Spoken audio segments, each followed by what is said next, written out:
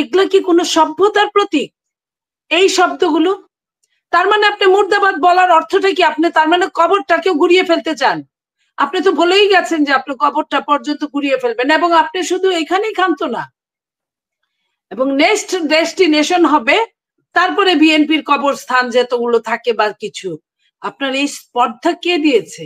এই যে স্লোগান, আমি এত বছর ছাত্র রাজনীতি থেকে আমি রাজনীতি করি, এত বছর পলিটিক্স করেছি, আমি স্লোগানকে একটা শিল্প মনে করি, স্লোগানকে আমি খুব পছন্দ করি, কিন্তু এত জঘন্যতর স্লোগান আমি বলতে পারবো না যে এই স্লোগান এরা কোথা থেকে শিখলো। এই প্রজন্মের সন্তান, তাদের মুখ এত খারাপ হবে কেন? এনসিপি কে তারা স্কট করে নিয়ে আসলো, বিশেষভাবে যত্ন সহকারে নিয়ে আসলো, অথচ অন্যদের ওই পাশে অপর পক্ষে 5 জন মারা গেল। এটা কোন দেশের? এটা কি কোনো রাষ্ট্রীয় আইন? দেখেন, তারা যে লড়াইয়ের কথা বলছে, তারা যেভাবে লড়াইয়ের কথা বলছে, পৃথিবীর ইতিহাসে কোথাও নাই যে একটা চলমান অভ্যুত্থান থাকে, চলমান বিপ্লব থাকে। বিপ্লব বা অভ্যুত্থান হয় 20 বছর পরে, 10 বছর পরে, 25 বছর পরে, 50 বছর পরে। এরপরে একবার থেমে গেলে আবার যে ওইভাবে যে তারা করতে পারবে, এবং তারা যদি তারা বিবেক নিয়ে কথা বলতে পারতো, যদি নিজেরা স্বচ্ছ হতো। যে জায়গায় শেখ হাসিনা 15.5 বছরে যা করেছে, শেখ হাসিনার ড্রাইভারের কথা, পিয়নের কথা বলছে 400 কোটি টাকার মালিক, আর সেইখানে 7 মাসের জায়গায় একজন উপদেষ্টার এপিএস এর সেটাও 350-400 কোটি টাকার মালিক। এই যে জায়গাটা দেখেন কত কম সময়টায়। তো তারা কিভাবে বলে, যখন আপনার কি বলে আইফোন নিয়ে কথা হয়, আমরা শুনি বড় বড় নেতারা কোথায় আইফোন দিয়ে যাবে, একজন নারীর কাছ থেকে যখন 48 লক্ষ টাকা নেওয়া হয়, বা আপনার বসুন্ধরা নিয়ে যে কথাগুলো হচ্ছে, অফিস নিয়ে যে কথাগুলো হচ্ছে, আপনার কি বলে ইফতার খাওয়া নিয়ে যে খাদ্য মানুষকে দাওয়াত করে যে 5 স্টার হোটেলে যেভাবে খাওয়ালো, আমি তো আওয়ামী লীগ বা ওই টাইপের বা বিএনপির কথা যখন বলে, তখন এরা তো অনেক বছরের পুরানো সংগঠন, তারপরেও তো তারা রাগঢাক করে। এদের মধ্যে তো কোনো আব্রুই নাই। এদের বডি ল্যাঙ্গুয়েজ দেখলে অবাক হয়ে যায় যে কোনো রাজনীতিক নেতারা, তাদের বডি ল্যাঙ্গুয়েজ এমন কেন হবে? রাজনৈতিক নেতৃবৃন্দের বডি ল্যাঙ্গুয়েজ দিনকে দিন খারাপ হচ্ছিল বলেই কিন্তু বাংলাদেশে এত খারাপ কিছু হয়েছে। আর ওগুলো যদি আমি খারাপ বলি, এটা তো বলার আমার ভাষাই নাই। এই যে বডি ল্যাঙ্গুয়েজ, এই যে স্লোগান, আমি এত বছর ছাত্র রাজনীতি থেকে আমি রাজনীতি করি, এত বছর পলিটিক্স করেছি, আমি স্লোগানকে একটা শিল্প মনে করি, স্লোগানকে আমি খুব পছন্দ করি, কিন্তু এত জঘন্যতর স্লোগান আমি বলতে পারবো না যে এই স্লোগান এরা কোথা থেকে শিখলো। এই প্রজন্মের সন্তান, তাদের মুখ এত খারাপ হবে কেন?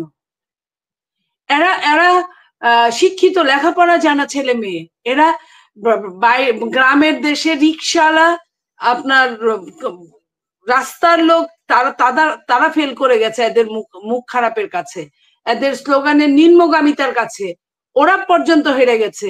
তা আমরা কি এই জন্য আমাদের সন্তানদেরকে লেখাপড়া শিখিয়েছি? এই জন্য কি ওদের কাছে আমরা, একজন সন্তান মাঠে নেমেছে তো 2 জন বাবা মার সাথে নেমেছে। এমনি কি এই আন্দোলন সাকসেস হয়েছে? রাজনীতিক নেতারা তো ছিলই, রাজনৈতিক দল তো মাঠে 15 বছর, 16 বছর, 18 বছর যাবত আছে, তারপরেও ওদের ভালোর জন্য প্রত্যেকটা বাবা মা দাঁড়িয়ে থেকেছে এই স্লোগান শুনবে বলে। আমি যদি বলি কাউকে যে তুমি আনসিভিলাইজড, বাংলায় অসভ্য, আমি যদি তোমাকে বর্বর বলি, অসভ্য বলি, সমস্ত সভ্যতার বাইরে, এটার চেয়ে খারাপ গালি আর পৃথিবীতে কিছু হতে পারে না। আপনাকে তারপরে আপনি এই যে আমি যে এত বড় খারাপ গালিটার কথা বলছি, এই গালি ওদের স্লোগানের কাছে কিছুই না,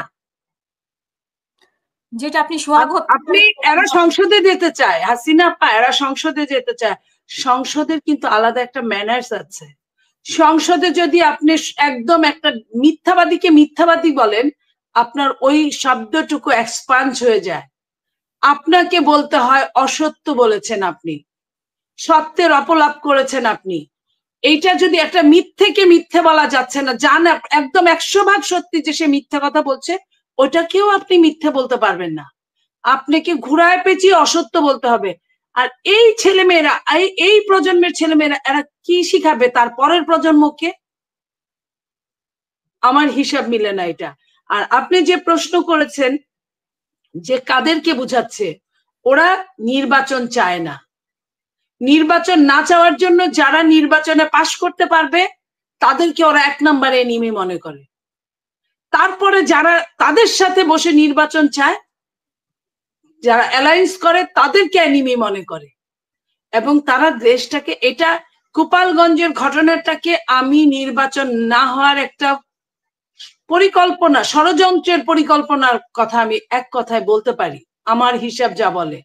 নইলে গায়ে পড়ে 1 বছর আগে যেটা হয়েছে, সরকার পালিয়ে গেছে, বায়তুল মুকাররমের খতিব পর্যন্ত পালিয়ে গেছে, আপনার হাইকোর্টের, সুপ্রিম কোর্টের চিফ জাস্টিস পর্যন্ত পালিয়ে গেছে, সেই দেশে একটা দেশের স্পিকার পর্যন্ত পালিয়ে গেছে।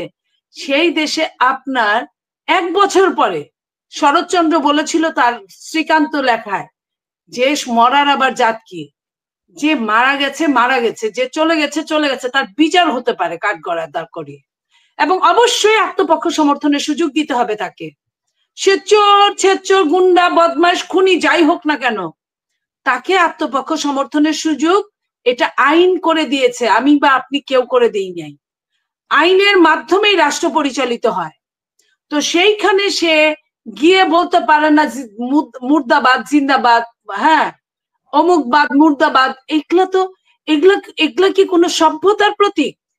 এই শব্দগুলো, তার মানে আপনি মুর্দাবাদ বলার অর্থটা কি? আপনি তার মানে কবরটাকেও ঘুরিয়ে ফেলতে চান। আপনি তো বলেই গেছেন যে আপনি কবরটা পর্যন্ত ঘুরিয়ে ফেলবেন, এবং আপনি শুধু এখানেই ক্ষান্ত না, এবং নেক্সট ডেস্টিনেশন হবে তারপরে বিএনপির কবরস্থান যেতগুলো থাকে বা কিছু। আপনার এই স্পর্ধা কে দিয়েছে? কে দিয়েছে এই স্পর্ধাগুলো?